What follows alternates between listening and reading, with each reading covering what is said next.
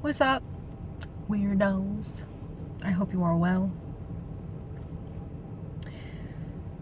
Today's a special day for me. It's always kind of a sad day. I'm enjoying a sunset right now. One of the things that my dad loved to do almost every day. Maybe not every day, but many days. Sit and have a drink, watch the sunset. Today marks 4 days that, 4 days. Today marks 4 years to the day that my dad passed in a skydiving accident. So it's a tough day. Tough day for my family and I. Really, for me, the couple months before this are tough, because I think about all the things that I was doing and all the things that happened in my life. Which is why I kind of want to make this video. I just, the things I'm about to talk about and my dad's death really played a huge role in my awakening, in my further awakening. I've always been awakening. I've been awakening since I was a little girl. But the most traumatic experience of my life, the most eye-opening experience of my life, revolves around my dad's death. I hope you're thinking about him today and randomly throughout your life.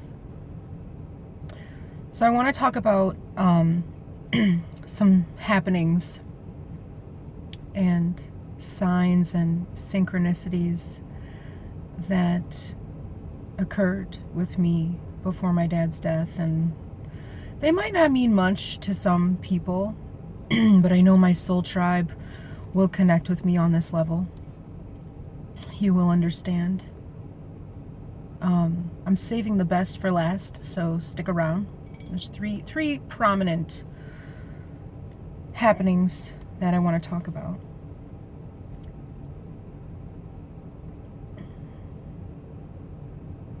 The first one being, I'm just going to get right to this. At the time this happened about 2 months before my dad died. I was living on 10 acres of woods, a very primitive dwelling, little cottage in the woods in the middle of nowhere. No heat, no stove. Lived by the wood stove. It was an amazing time, yet an awful time in my life at the same time. I had this pest of a landlord that ended up living with us after we moved in. She didn't necessarily live with us, but she shared our dwelling. There's a separate entrance for the bathroom and the laundry room, in which I turned into a little kitchen for her. She lived in a little bunkhouse nearby. So we kind of shared our dwelling. And she had this rule that there was no smoking on the property. For a while, I would take a drive and just smoke. I actually sit in the place that I'm at right now. It's beautiful. I want to show you, but I don't want to move. I have my tripod like wrapped around my steering wheel. I don't want to show you, but it's gorgeous. It's a really lovely place to sit. So I drive over here and smoke a cigarette off the property. But this particular night, it was cold and I was getting ready to wind down for bed. So as per usual, I took a walk on a path in the woods, and it was a full moon, so I could see pretty well. It's completely dark. I was trying to be all incognito because this pesky landlord was coming and going quite frequently that night. So I went out and I was having a cigarette. Full moon, beautiful night. It was so cold. It was like probably mid-December or so.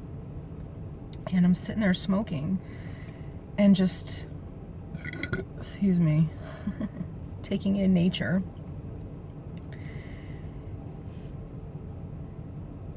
And all of a sudden, the wind just picked up like crazy.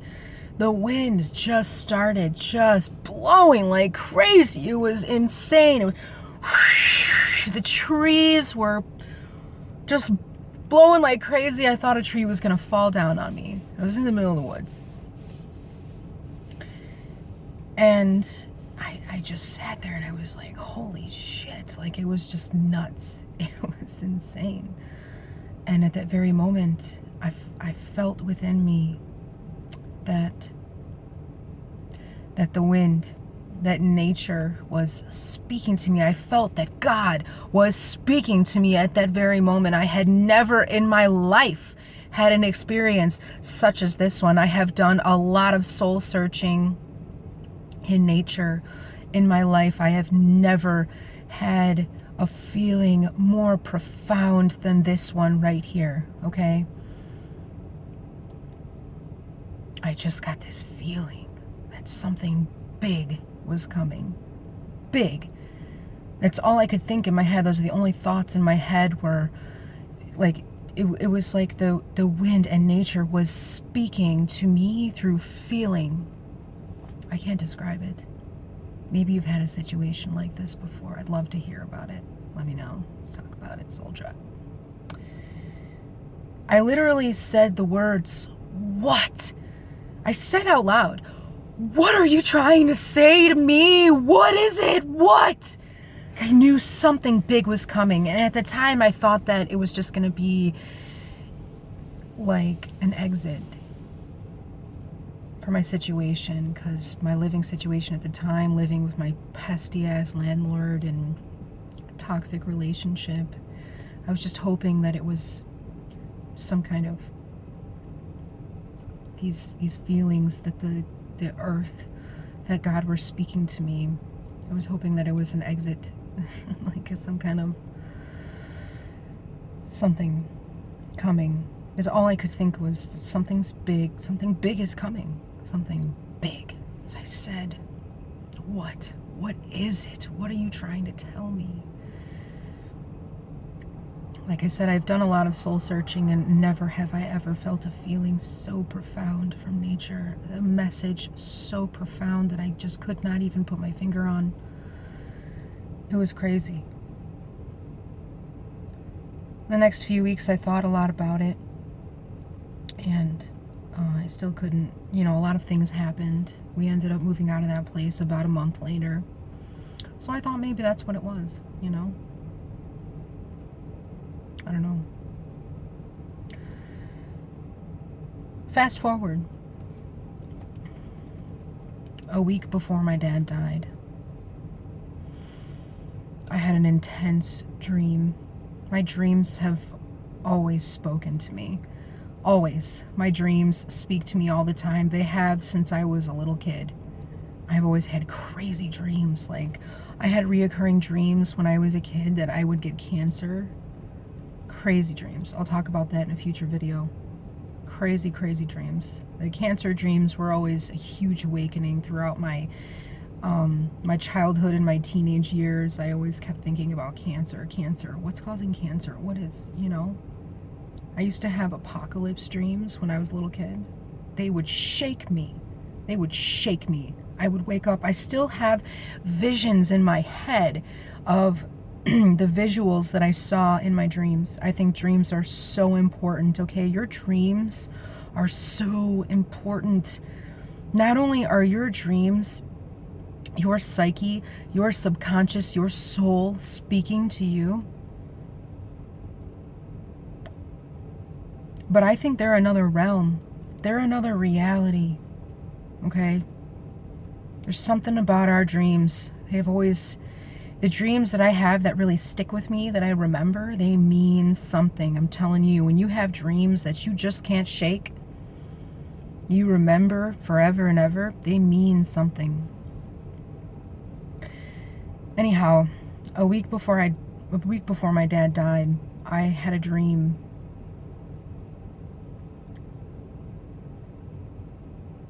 I have to also mention, at the time I was smoking a lot of cannabis. Okay. Now that being said, If you smoke a lot of weed, your dreams are muffled, okay? Either you're not having dreams when you smoke weed, or the dreams that you have, they're a little muffled, and when you wake up, you can't quite remember them. And I feel like that's kind of what this dream was, but there were some things about it that I just really, they stick with me, and they shook me just a week before my dad died, okay?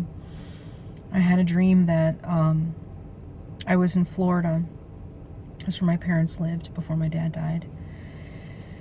And my aunt flew to Florida. There was some kind of turbulent situation going on. My aunt flew to Florida, and I had a dream that she took another flight from Florida, and I didn't want her to go. I remember holding her hand and her letting go, and she was getting on a plane. I didn't want her to go. And she ended up passing in a plane crash. It was a horrible dream. I woke up, I cried, I didn't know what it was. It really shook me. It shook me. And now looking back, I feel like maybe something else happened in that dream. Maybe it wasn't her passing in a plane crash. You know, maybe it was something else, but I was smoking so much weed at the time. I was high all the time. I was smoking all day and all night. So, you know, maybe it was something else. I don't know, but it was horrible. It was a horrible dream. It really stuck with me, and that was just a week before my dad died in a fucking skydiving accident.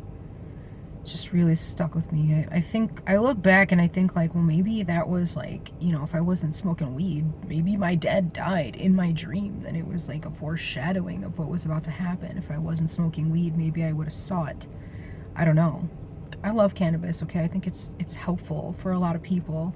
I think if you are, if you're in a good place in your life, cannabis can help you very much. I think if you're not in a good place, I wasn't in a good place at the time, I think that it can be harsh, it can be detrimental to your well-being. So I kind of regret being such a heavy smoker at the time, because I wish I would have listened. Of course, that dream did prompt me to reach out to my family more. I had a lot of heart-to-hearts with my dad in the few weeks before he died. Thank God, because he was living in a different state. I hadn't seen him since October. He was in town last in October. We spent a lot of good time together. Thank God. I had a lot of heart-to-hearts with him before he had died. So I'm so grateful for that. That dream really prompted me to take advantage of those heart-to-hearts. Our dreams mean everything. Listen, the ones that really stick with you, they mean something, okay? It's your psyche telling you something. It's your soul telling you something. It is God telling you something, okay? Just pay attention to your dreams. I promise it'll help you. And the only person that can really interpret your dreams is you. Remember that. Only you know. Only you are in your head. Only you know you the best in this world. I saved the best story for last, okay? This really shook me. I'm gonna tell you a kind of a shameful story, okay? It's a shameful story. When I was a little girl, my dad told me this story about how he collected coins, all right, his whole life. And when he was little, his dad was a total piece, okay? He took his coin collection, and when he was at school, and bought cigarettes and booze with it. This story really stuck with me. I never really knew why. It did. I was probably 10 or so when he told me about it. He always tried to tell me about smoking and how he didn't want me to smoke and things like that. He tried to really grind that stuff in my head.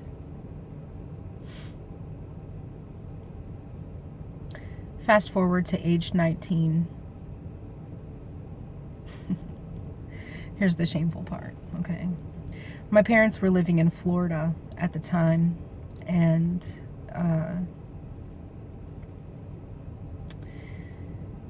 I wasn't working. I was living in their house, taking care of their house while they were taking care of the business in Florida. And I was kind of short on money one day. I just wanted to buy a pack of smokes. I collected up a whole bunch of change from around the house. And all I needed was 50 cents more.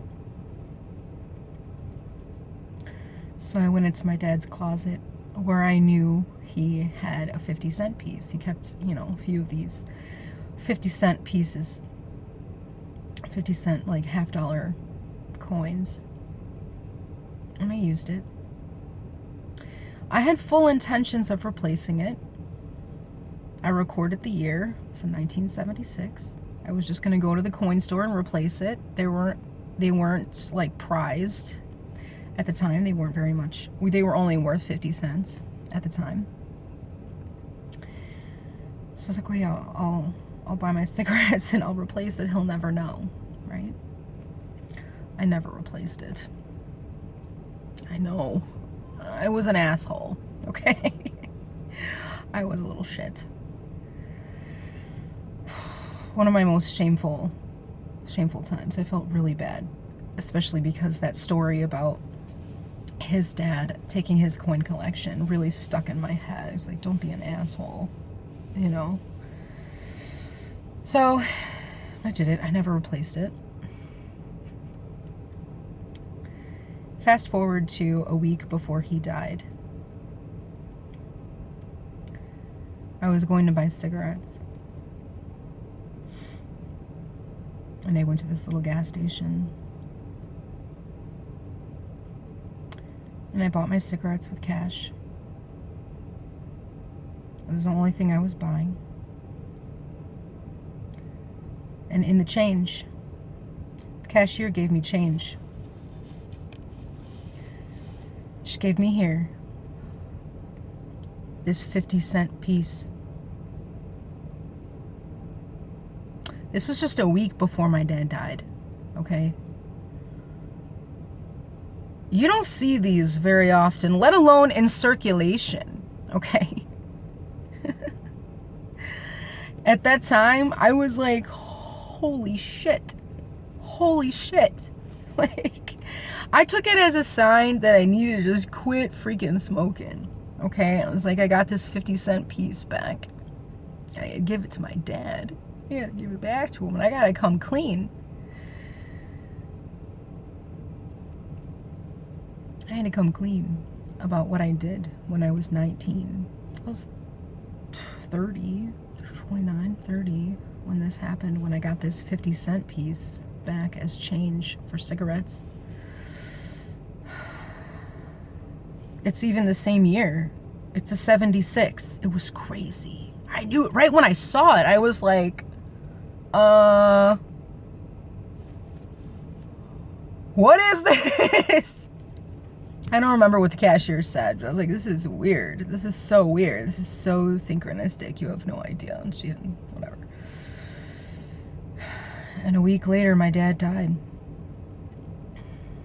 I don't call it a coincidence.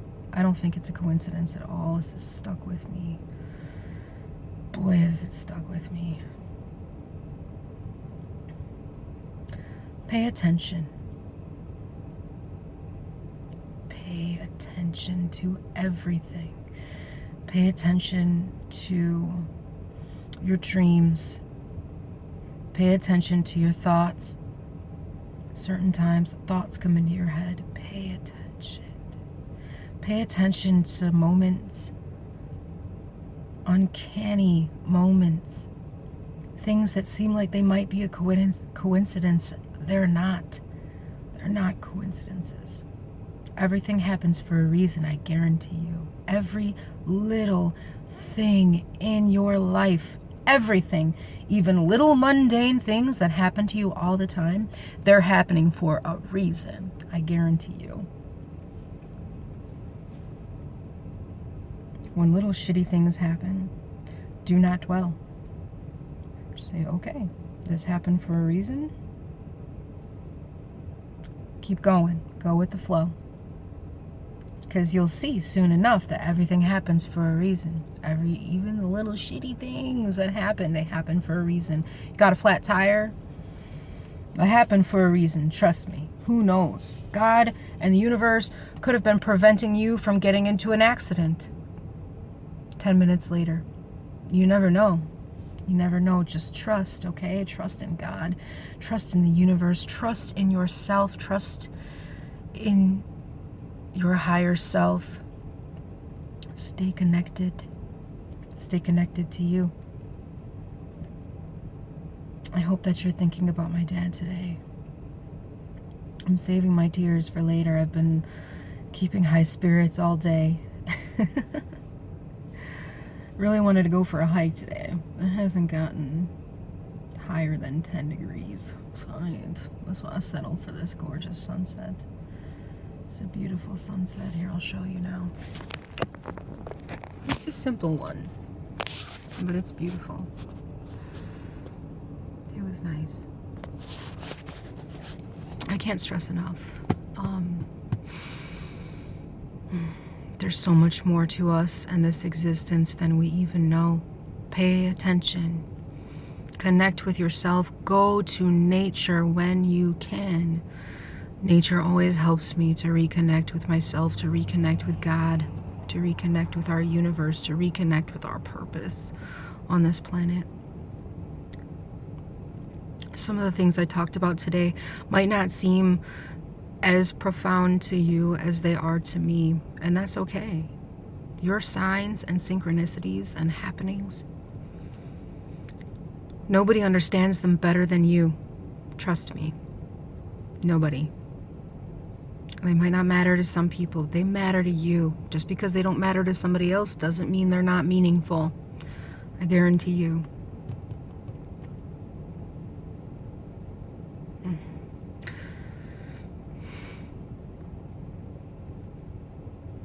Think about my dad a little bit today. Say a little prayer for him, please. Say a little prayer for my family, if you will. Thank you. As he would say, be well. Be well, be well.